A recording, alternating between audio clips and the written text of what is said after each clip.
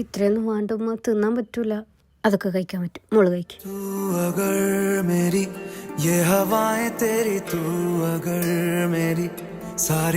എനിക്ക് എന്തെങ്കിലും ഇത് നിനക്ക് വേണ്ട അടുത്ത് കഴിക്കും.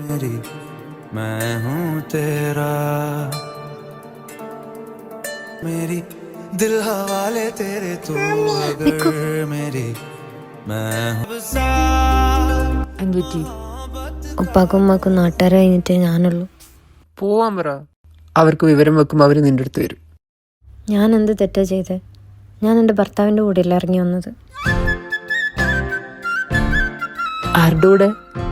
ഭർത്താവിൻ്റെ. ഞാൻ നിന്റെ ഭർത്താവാ? പിന്നെ നീ എന്റെ ഭാര്യ? ഉം.